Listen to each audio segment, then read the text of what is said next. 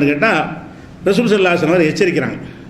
என்ன செய்கிறாங்கன்னு கேட்டால் முதல்ல அல்லாஹ் என்ன செய்வான்னா இப்ராஹிம் நபிக்கு தான் ஆடை அனுப்பிப்பான். கியாம நாளில் எல்லோரும் நிர்வாணமாக தான் எழுப்பப்படுவோம். எல்லா ஆணும் பெண்ணு எல்லாருமே எழுப்பப்படும் போது இப்படி தான் நிர்வாணமாக தான் பிறக்கும்போது நிர்வாணமாக தானே பிறக்கிறோம். அந்த மாதிரி தான் எல்லோரும் எழுப்பப்படுவோம். எழுப்பப்பட்டவுடனே அப்போ இப்ராஹிம் நபிக்கு ஆடை அணிஞ்ச பிறகு என்னுடைய சகாபாக்களில் சில பேர் இடதுபுறமாக பிடிக்கப்படுவார்கள். இடதுபுறம் பிடிக்கப்படுற நரகத்துக்கு போகிறதுக்காக வேண்டி கெட்டவங்கள் இடதுபுறமும் நல்லவங்கள் வலதுபுறமும் பிரிக்குவான்ல, இடதுபுறத்துக்கு தள்ளிட்டு போவாங்க. அப்போ நான் சொல்லுவேன், ரசூலுல்லாஹ் சொல்கிறாங்க, அஸ்ஹாபி அஸ்ஹாபி, அவங்களாம் நம்ம தோழர்களுமாங்க. ரசூல் ஸல்லல்லாஹு அலைஹி வஸல்லம் இடது பக்கமாக சில தோழர்களை அல்லாஹ் வந்து பிரிப்பான். ரசூலுல்லாஹ் யாருன்னு பார்த்து வச்சுருப்பாங்களே சஹாபின்ட்டு, அவங்க என்ன செய்வாங்க, அஸ்ஹாபி அஸ்ஹாபி, அவங்களாம் தோழர்கள் அங்கேருந்து நான் சொல்லுவேன்.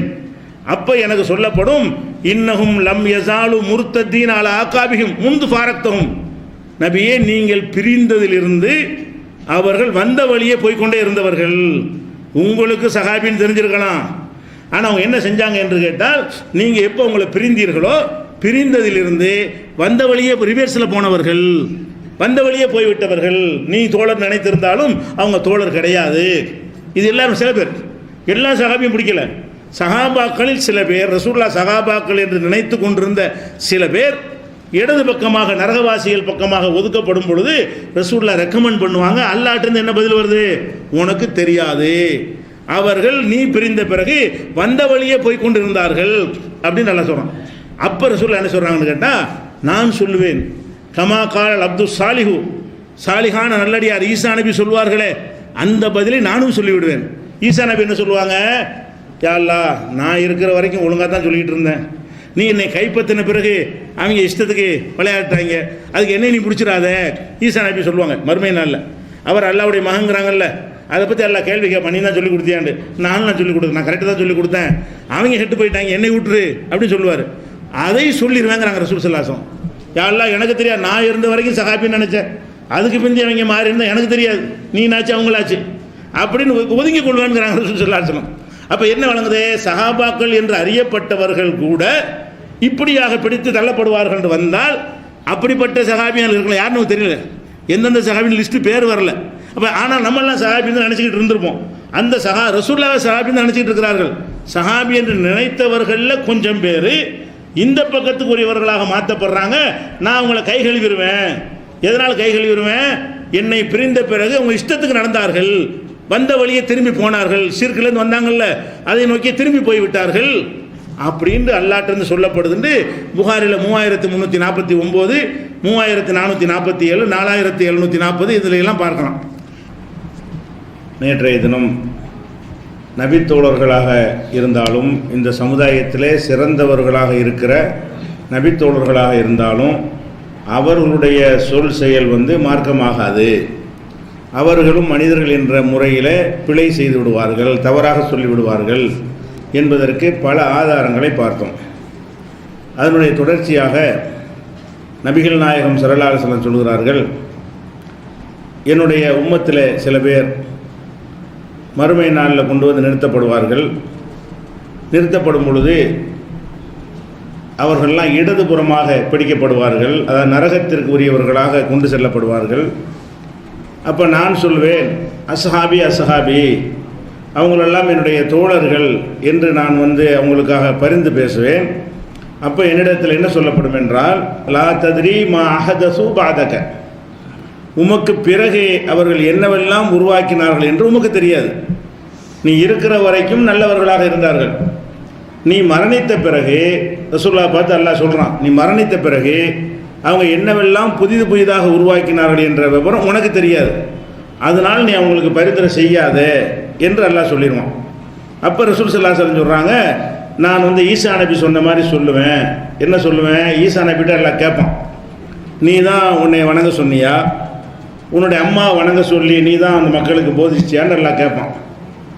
அவங்க என்ன சொல்லுவாங்க, எல்லாம் நான் சொன்னதான் உனக்கு தெரியுமே, இன் குல்து குல்துஹு ஃபகத் அலிம்தஹு, நான் சொல்லி இருந்தால் உனக்கு தெரியும்.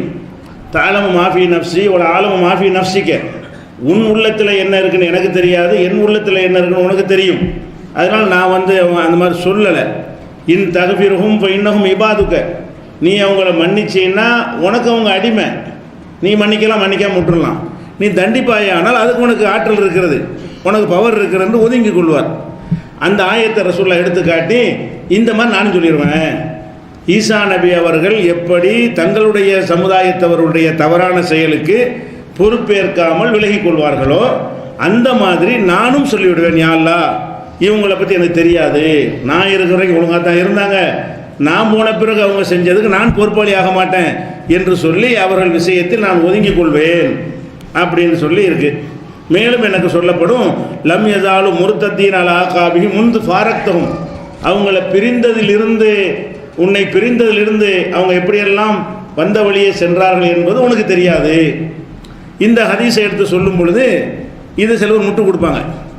இது சஹாபி உம்மத்துமார்களில் சில பேரை பற்றி சொல்கிறது, ரசூல் ஸல்லல்லாஹு அலைஹி வஸல்லம் உடைய தோழர்களாக இருந்தாங்களே அவங்கள இது குறிக்காது, அசஹாபின்னு வந்தாலும் எல்லாரும் தோழர்கள் அந்த ஒரு அர்த்தத்தில் வருதுன்னு சொல்லி ஒரு வியாக்கியானம் கொடுப்பாங்க. ஆனால் இந்த வசனத்தில் என்ன விளங்குதுன்னு கேட்டால், அவர்களை நீ பிரிந்ததிலிருந்து வருது. பிரிந்ததுன்னா யாரோட பிரிவாங்க? நம்மள்கிட்ட ரசூலுல்லாஹ் சேர்ந்தா இருந்தாங்க, இந்த காலத்து மக்களையா குறிக்கும், சென்ற நூற்றாண்டு மக்களையா குறிக்கும். நீ முன்பு ஃபாரக்தஹும் முகமதே, நீ அவர்களை பிரிந்தது முதல் அவங்க வந்த வழியே போனார்கள், நீ இருக்கிற வரைக்கும் ஒழுங்காக இருந்தாங்க, உன்னை விட்டு பிரிஞ்ச உடனே இப்படி ஆயிட்டாங்கன்னு சொன்னால் இது சஹாபாக்களை தான் குறிக்குது, எல்லாரையும் இல்லை. சரியான பதில் சொல்வதாக இருந்தால் என்ன சொல்லணும், எல்லாரும் அல்ல, இது பல்லாயிரக்கணக்கான சஹாபாக்களில் ஒரு 50, 100, 10, 20 எத்தனை தெரியல, ஒரு சின்ன நம்பராக இருக்கும், அப்படிப்பட்டவர்கள் போனார்கள் தான் அதுக்கு சரியான பதிலாக இருக்குமே தவிர சஹாபாக்கள் என்ன அல்லாமல் நினைத்து கொண்டு தப்பே செய்ய மாட்டார்கள் நினைத்து கொண்டு இதெல்லாம் சஹாபாக்களை பற்றினது கிடையாது என்று என்ன செய்வாங்க, மனமறிந்து பொய் சொல்வார்கள் நியாயப்படுத்துறதுக்காக வேண்டி. அது மாதிரி உனக்கு பிறகு என்னவெல்லாம் உண்டாக்கினார்கள், நீ இருக்கிற வரைக்கும் ஒழுங்காக இருந்தார்கள், உனக்கு பிறகு என்னவெல்லாம் உண்டாக்கி, அது எதை காட்டுது, சஹாபாக்களை தான் காட்டுது. அப்போ சஹாபாக்களில் சில பேர் தான் இப்படி செய்வார்கள் என்பதை ரசூல் ஸல்லல்லாஹு அலைஹி வஸல்லம் அவர்கள் நமக்கு எடுத்து காட்டுகிறார்கள். இது புகாரியில் 4740, 7049, 6582, 6576, 6526 இந்த நம்பர்கள் எல்லாம் பதிவாக இருக்கிறது. அப்போ நம்ம என்ன வழங்குறோம், நபித்தோழர்களாக இருந்தாலும் அவர்களில் சிலர் யாருன்னு நமக்கு தெரியாது, அவங்க உலகத்தில் வாழ்கிற வரைக்கும் அவங்க சஹாபி என்று அறியப்படுறது மூத்தாக இருப்பார்கள், மறுமையெல்லாம் தெரிய வருது, அப்போ அம்பலமாக இருக்காது. அவங்க வாழ்கிற காலத்தில் எல்லாம் அவங்களோட இருந்த மக்கள் அவங்கள சஹாபின்னு தான் நினச்சிருப்பாங்க, தாபியன்களும் அவங்கள சஹாபி என்று தான் நினைத்திருப்பார்கள். நாமளும் வரலாறு அறிவிப்பாளர்களில் வரும்பொழுது அவங்கள சஹாபி தான் நினைத்திருப்போம். அது சஹாபி அல்லன்னு சில பேர் எப்போ நமக்கு தெரிய வரும் என்றால் அங்கே நிப்பாட்டுவோம் தெரிய வரும், வந்த வழியே திரும்பி போனார்கள் என்று அல்லாஹ் எடுத்து காட்டுவானே அப்போ தான் தெரிய வரும்னு சொன்னால் நம்ம எப்படி சஹாபாக்களை பின்பற்றி எப்படி என்ன கேரண்டி இருக்கிறது? அப்போ அல்லாஹ் ரப்புல் ஆலமீன் சொல்வதை கேட்டு ரசூல் சொன்னதை பின்பற்றினால் அது கேரண்டி, மற்ற எல்லாமே டவுட் சந்தேகத்துக்குரியதாகிவிடும் என்பதை நம்ம இதிலிருந்து வழங்கி கொள்கிறோம். அதே மாதிரி இன்னொரு ஹதீஸில் இதே விஷயத்திலேயே இன்னொரு ஹதீஸில் என்ன வருதுன்னு கேட்டால், இதே சம்பவத்தை ரசூலுல்லாஹ் சொல்கிறாங்க. அப்போ என்ன செய்கிறாங்கன்னு கேட்டால், அந்த கூட்டத்தை பற்றி சில பேர் நரகத்துக்கு பிடிச்சிட்டு போவாங்கல்ல, அப்போ ரசூலுல்லாஹ் சொல்கிறாங்க, ஆரிஃபுஹும் யாரிஃபூனி, அவங்க தோழர்கள் நான் சொல்லுவேனே அவங்க யார் என்று கேட்டால், ஆரிஃபுஹும் அவர்களை நான் அறிவேன், யாரிஃபூனி அவர்கள் என்ன அறிவார்கள், அறிமுகமான ஆட்காங்கிறாங்க. ரசூல் ஸல்லல்லாஹு அலைஹி வஸல்லம் சொல்லும் பொழுது இந்த அஸ்ஹாபின்னு சொன்னால் உம்மத்தை குறிக்குது, சஹாபாக்களை குறிக்காதுன்னா இந்த மாதிரி விளக்கு வாங்கல, அதெல்லாம் அல்லாஹ்வுக்கு தெரியுமில்ல, அதுக்கு தகுந்த மாதிரி வார்த்தையை ரசூல் வாயிலிருந்து வர வைக்கிறான். இந்த மாதிரி எல்லாம் உளறி விடுவார்கள் என்பதற்காக வேண்டி அவங்க என்ன சொல்கிறாங்களோ அந்த அர்த்த நச்சுன்னு வரணும் என்பதற்காக வேண்டி என்ன சொல்கிறாங்க, ஆரிஃபுஹும் அவர்களை எனக்கு நல்லாவே தெரியும். உங்களெல்லாம் ரசூலுல்லாஹ்வுக்கு தெரியுமா? நம்மளெல்லாம் ரசூலுல்லாஹ்வுக்கு தெரியுமா? தெரியாது, நம்ம பார்த்ததில்லை. நான் அவர்களை அறிவேன் என்று யாரை பற்றி சொல்கிறாங்க? தோழர்களை தான் சொல்ல முடியும். என் காலத்தில் வாழ்ந்த மக்களாக இருந்ததுனால அவங்களெல்லாம் பர்டிகுலராகவே எனக்கு தெரியும், அவர்களும் என்னை தெரிந்து வைத்திருக்கிறார்கள், அப்படியான மக்கள் தான் நரகத்தை கொண்டு செல்லப்படுவார்கள் என்று சொன்னால் இது சஹாபியத்தான் குறிக்குது என்பது இந்த ஒரு வார்த்தையிலிருந்து விளங்குகிறது. இந்த இந்த வார்த்தை உள்ள ஹதீஸ் புகாரியில் 6585, 6586 இருக்கிறது. அதே மாதிரி இதே ஹதீஸ்லேயே இன்னொன்று என்ன வருதுன்னு கேட்டால், சூக்கன் சுஹுக்கன் லிமன் கையர பாதி, எனக்கு பிறகு இந்த மார்க்கத்தை மாற்றினார்களே அவர்களுக்கு நாசம் உண்டாகட்டுமாக ரசூலுல்லாஹ் சொன்னார்கள் என்று நான் சொல்வேன் அப்படின்னு வருகிறது. இதுகளெல்லாம் பார்க்கும் பொழுது நபிகள் நாயகம் ஸல்லல்லாஹு அலைஹி வஸல்லம் உடைய தோழர்களாக இருந்தவர்களில் ஒரு சின்ன நம்பர், ஒரு குறைந்த எண்ணிக்கையில் உள்ளவர்கள் மார்க்கத்தில் பிதஅத்தை உண்டாக்கி இருக்கிறார்கள், தப்பாக நடந்திருக்கிறார்கள், நரகத்திற்கு கொண்டு செல்லும் அளவுக்கு அவங்களுடைய நடவடிக்கைகள் இருந்திருக்கின்றன என்பதையெல்லாம் இந்த ஹதீஸிலிருந்து நம்ம அறிந்து கொள்கிறோம். அப்போ இதுவும் நமக்கு சஹாபாக்கள்னா கண்டிப்பாக பின்பற்றி ஆகணுங்கிறாங்கல்ல, அந்த வாதத்தை முறியடிக்கிறது.